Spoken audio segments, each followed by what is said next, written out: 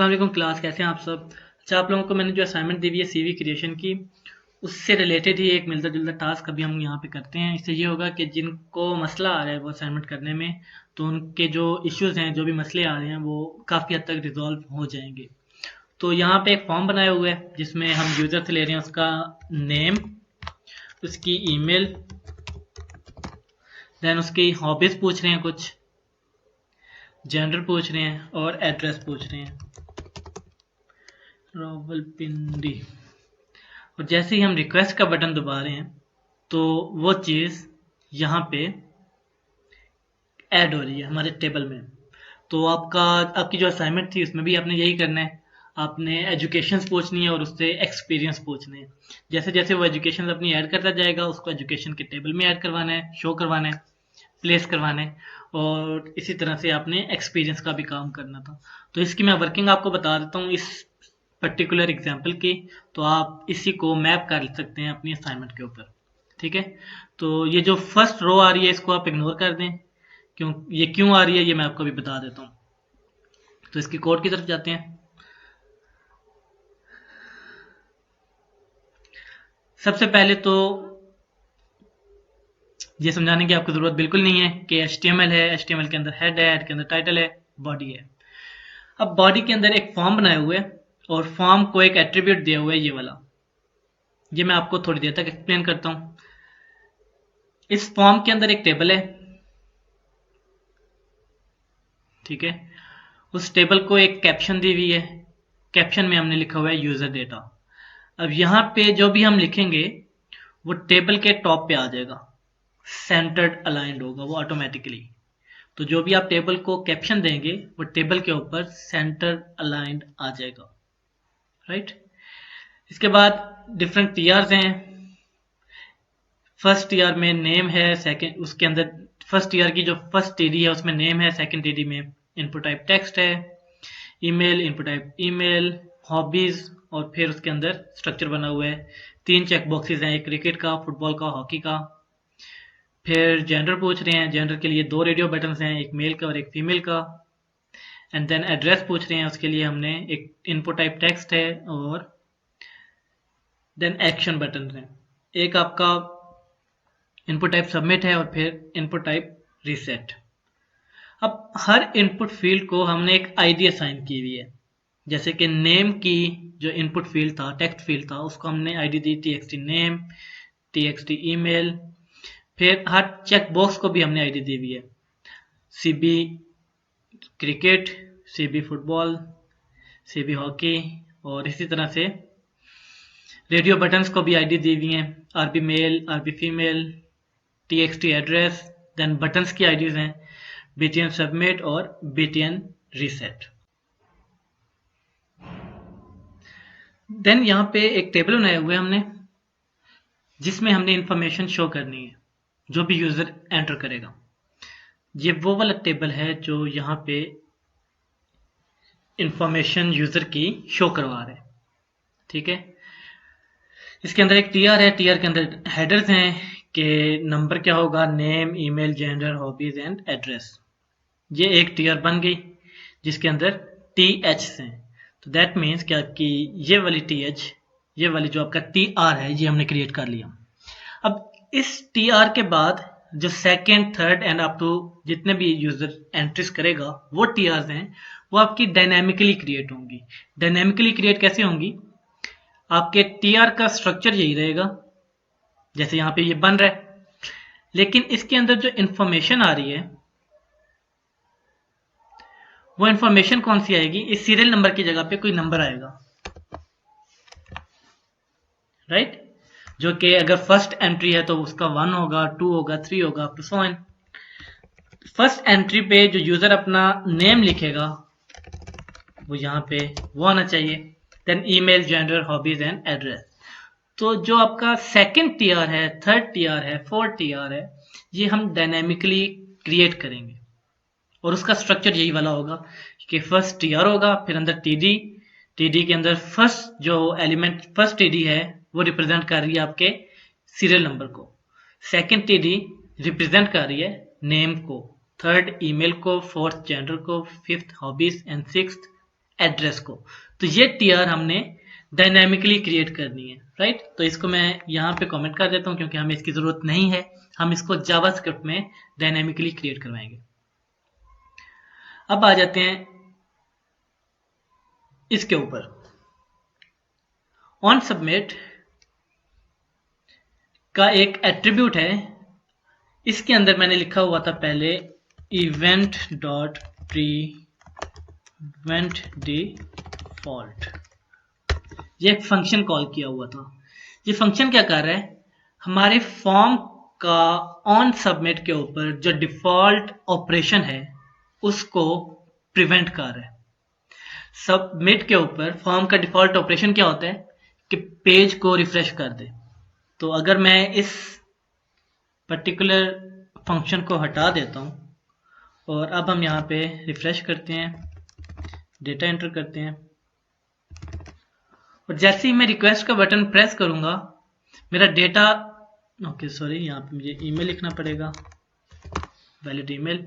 जैसे ही मैं रिक्वेस्ट का बटन प्रेस करूंगा मेरा डेटा इस टेबल के अंदर ऐड हो जाएगा, लेकिन साथ ही पेज रिफ्रेश हो जाएगा। डेटा ऐड हुआ था और साथ ही पेज रिफ्रेश हो गया, तो हमारा जो डेटा था वो लॉस्ट हो गया। इसलिए हमने यहाँ पे लिखा था इवेंट डॉट प्रिवेंट डिफॉल्ट का फंक्शन कॉल किया हुआ है। सबमिट के ऊपर जो भी फॉर्म का डिफॉल्ट ऑपरेशन है उसको रोक दो। अब जब मैंने ये वाला फंक्शन यहाँ पे लिख दिया तो क्या हुआ, मैंने डेटा एंटर किया और रिक्वेस्ट का बटन किया तो अभी भी रिफ्रेश हो रहा है। आई थिंक मैंने सेव नहीं किया इसको।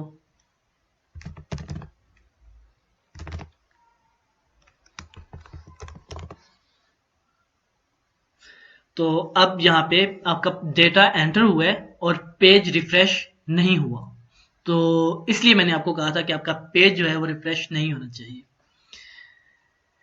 ठीक है। इसके बाद मैंने ऑन सबमिट पे फॉर्म जैसे ही सबमिट हो रहा है तो एक फंक्शन भी कॉल किया हुआ है सबमिट डेटा का। तो ये फंक्शन मैंने, ये यूजर डिफाइंड फंक्शन है, ये बनाया हुआ है जावास्क्रिप्ट के स्क्रिप्ट में। तो स्क्रिप्ट का टैग यहाँ पे आ गया। दो वेरिएबल्स मैंने इनिशियलाइज करवाए हुए हैं, टीबीएल और फॉर्म। टीबीएल में मैंने लोड करवाया हुआ है document dot get element by ID TBL info, जो हमारा टेबल है इंफॉर्मेशन शो करवाने के लिए, दिस वन। इस टेबल को आईडी दी हुई थी टीबीएल इन्फो, तो वो मैंने सेव करवा ली इस टीबीएल के वेरिएबल में। अब होगा क्या कि मुझे अपने पूरे कोड में ये वाली चीज बार बार नहीं लिखनी पड़ेगी। जब मैं ये वाली चीज लिखूंगा, टीबीएल लिखूंगा, ये वेरिएबल यूज करूंगा, तो ऑटोमेटिकली उसका मतलब होगा कि मैंने ये वाली सारी चीज यूज कर ली है।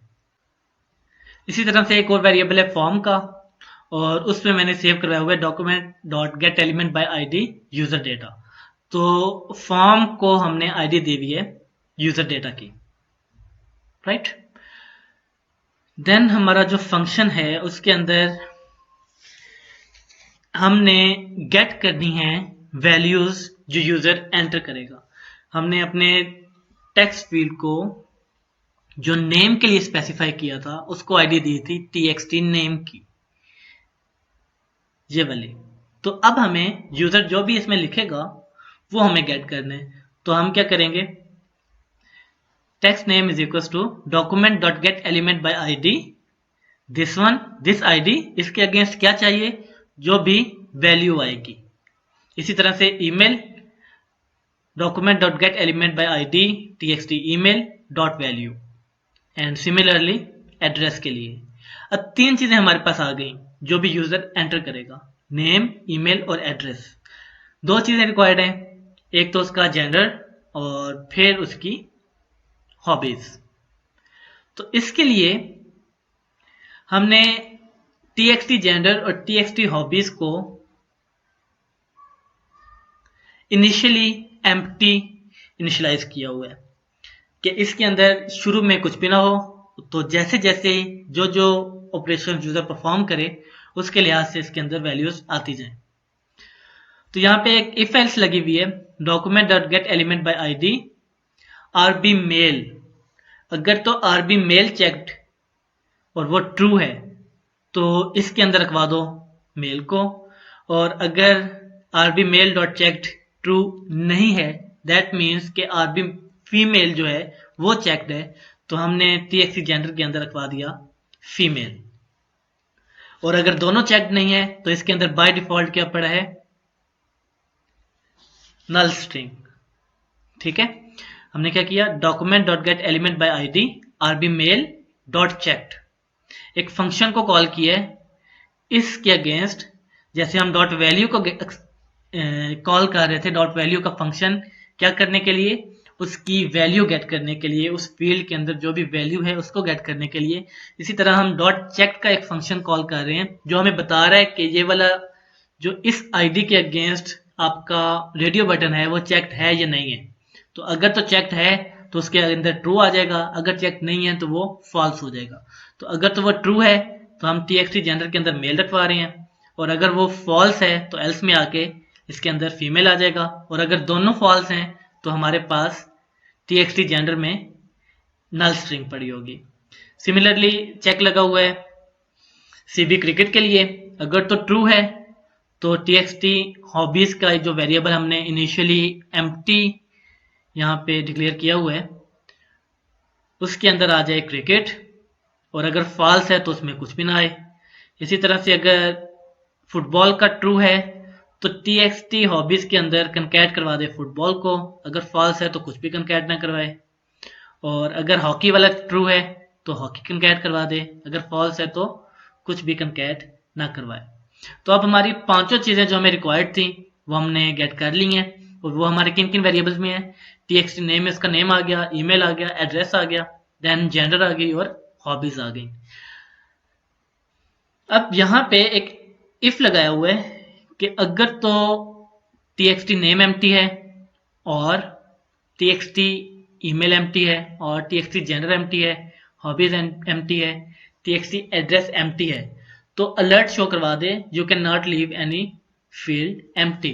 तो इससे क्या होगा, अगर मैं एम्प्टी यहां पे कोई भी फील्ड मेरी सपोज मैंने हॉबीज अपनी सिलेक्ट नहीं की, तो यहां पे @a.com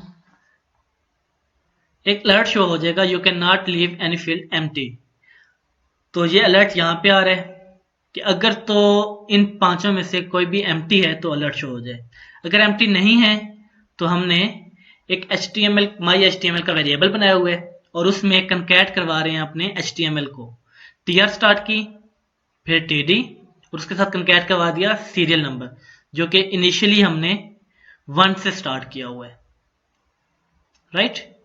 फिर हमने उसमें कंकैट करवा दिया टीडी नेम दिस और सबसे एंड पे जो हमारा टेबल था उसके इनर HTML के साथ कंकैट करवा दिया अपना माई HTML का वेरिएबल।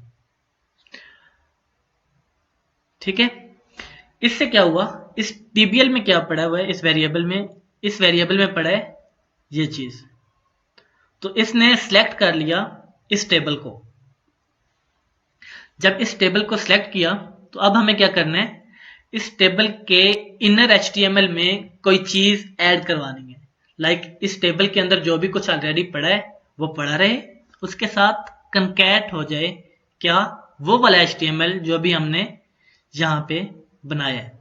हमने कैसे बनाया, हमने एक टीआर स्टार्ट की जो मैंने आपको ऊपर स्ट्रक्चर बताया था, ये वाला। हमें क्या चाहिए, टीआर और उस टीआर के अंदर 6 टीडीज और टीआर क्लोज। तो वही वाला काम हम यहां पे कर रहे हैं। टीआर स्टार्ट किया, फर्स्ट टीडी में हमें चाहिए था सीरियल नंबर, तो हमने टीडी स्टार्ट किया, उसके साथ कंकैट करवाया सीरियल नंबर का वेरिएबल, फिर दोबारा कंकैट करवा दिया टीडी का एंडिंग टैग। फिर माई HTML के वेरिएबल के साथ ही कंकैट करवा रहे हैं हम क्या, TD plus text name TD close, TD TXT email TD close, TD gender TD close, TD hobbies TD close, TD address TD close, और फिर यहाँ पे हमें टीआर भी क्लोज करना था। अब हमारा पूरा HTML जो डायनेमिक बन रहा है, जो टीआर के लिए हमने डायनेमिक बनाना चाहिए था, वो हमने ये वाली चीज डायनेमिकली क्रिएट कर दी है। अब हमें इस टीआर को लिंक करना है कहां पे, इस टीबीएल इन्फो के टेबल के फर्स्ट टीआर के या लेटेस्ट जो उसका टीआर होगा उसके बाद, राइट। तो जो इस टेबल के अंदर ऑलरेडी पड़ा है, लाइक अभी इसमें ये वाला टीआर पड़ा है, तो जो हमारी डायनामिक टीआर बनी है उसको इस टीआर के बाद आना चाहिए। तो हमने क्या किया, इस टीबीएल के इनर एचटीएमएल को पहले गेट किया और उसके साथ कनकैट करवाया है हमारा एचटीएमएल जो अभी हमने यहां पे बनाया था, ठीक है। tbl.innerhtml अगर हम ये करेंगे, लाइक अगर मैं इसको ब्राउजर में करता हूं कंसोल पे, तो इसने मुझे रिटर्न कर दिया उसका इनर एचटीएमएल, ठीक है, यहां तक। अब इसके बाद मुझे एक और टीआर ऐड करवाना है, तो वो टीआर ऐड होगा इस तरह से कि इसका इनर एचटीएमएल, आपको इस नोटेशन का तो मैंने आपको बताया था ना, इसका मतलब होता है कि tbl dot inner HTML equals to this plus my HTML। इस स्टेटमेंट का शॉर्ट फॉर्म है ये कि इसका इनर HTML गेट करो, जो भी जितना भी इस टेबल के अंदर डेटा है उसको गेट करो और उसके साथ कंकैट करवा दो अपने HTML को, ठीक है। तो अगर मैं ये वाली लाइन लिखूं या ये वाली लाइन लिखूं, ये दोनों इक्वलेंट हैं। तो हम शॉर्ट फॉर्म की तरफ जाते हैं। हमारा जो डेटा था जो यूजर ने एंटर किया है वो टेबल के साथ कंकैट हो गया। हमने सीरियल नंबर को प्लस प्लस कर दिया क्योंकि अगर वो 1 था तो अब नेक्स्ट टाइम हमें वो 2 चाहिए, और देन हमने फॉर्म को रीसेट कर दिया कि उसके अंदर जो इनिशियली वैल्यूज पड़ी थी वो डिलीट हो जाए। तो अब जब मैं इसको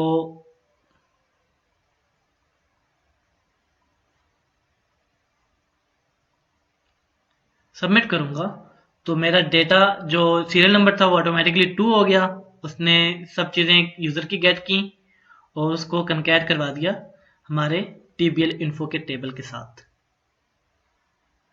ठीक है।